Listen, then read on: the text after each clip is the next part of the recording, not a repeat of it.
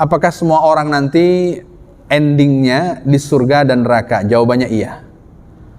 Ada orang-orang yang memang Allah tak perintahkan malaikat untuk mencatat perbuatannya. Rufi al-qalam an salasin. Allah perintahkan malaikat untuk tidak mencatatkan tulisannya kepada 3 hal. Satu di antara 3 hal itu, anis sobiyi hatta yahtalim, anak kecil sampai dia balik. Berarti kalau kecil sebelum dia balik, dia tak punya dosa. Dia tidak punya dosa sama sekali. Amal tak punya, dosa tak punya. Lalu kemana anak kecil ini akan pergi? Ke surga Allah Subhanahu wa ta'ala. Juga dari orang gila sampai dia waras. Kalau tak waras-waras Pak Ustadz, berarti dihitung saat dia belum gila dan pada waktu itu dia sudah balik. Tapi orang sekarang Bapak Ibu, dia hanya gila pada waktu sholat, tapi duit dia tak gila. Ini mohon maaf nih, saya ada salah satu ibu-ibu, mohon maaf ibu-ibu, dia datang kepada saya bertanya, "Nak, sudah masuk waktu zuhur, padahal waktu itu jam menunjukkan 2.30.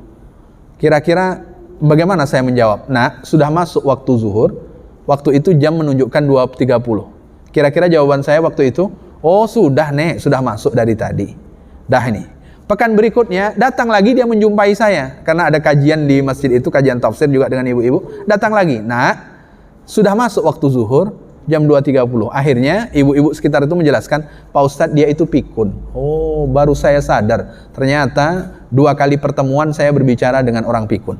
Tapi Pak Ustadz, kata dia pikun kalau waktu sholat Pak Ustadz. Tapi kalau Pak Ustadz tunjuk uang 50.000 dan 100.000, dia bisa membedakan tuh Pak Ustadz. Pasti dia pilih 100.000.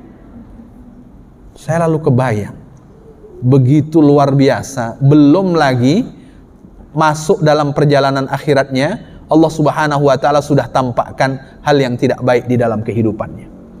Bayangan saya ketemu orang seperti ini 1 kali, ketemu lagi, ini laki-laki giliran. Minta uang 1.000, minta uang 1.000 gitu kan. Dia kalau jumpa, minta uang 1.000, minta uang 1.000. 1.000 yang dia minta, ternyata dia alumni RSJ Tampan itu, alumni sana. Dia minta uang 1.000. Kalau sholat, dia sama dia. Kalau sholat itu pokoknya sembarangan lah. Dia pergi ke masjid, pokoknya sembarangan. Juga namanya orang belum waras. Tapi mohon maaf Bapak Ibu, antara uang 1.000 dan 10.000 pandai dia membedakan.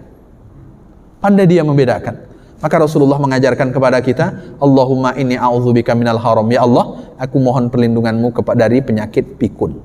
Jadi kalau pikun, mulai pikun itu kan berarti tak waras. Mulai pikun itu dia tak minta pertanggungjawaban. Yang dimintai pertanggungjawaban sebelum dia pikun. Jadi sebelum dia pikun. Maka kemana akhirnya? Kalau dia tidak punya dosa, ya akhirnya ke dalam surga Allah Subhanahu wa ta'ala. Kalau punya dosa, kalau Allah tak maafkan, transit dulu di neraka. Tapi transitnya di neraka tak sama dengan transit di Jakarta Bapak Ibu. Itu saja bedanya. Itu yang pertama. Kemudian yang kedua, kalau keterbelakangan mental dari kecil memang tidak connect, ya berarti dia akhirnya ke dalam surga. Karena memang tidak ada catatan baginya. Kalau memang dia tidak, kan orang mukallaf itu maknanya yang punya akal. Orang yang punya beban untuk melakukan ketaatan kepada Allah Subhanahu wa ta'ala, itu satu di antaranya saat dia punya akal. Nah, itu terkait dengan yang Bapak tanyakan urutan yang pertama.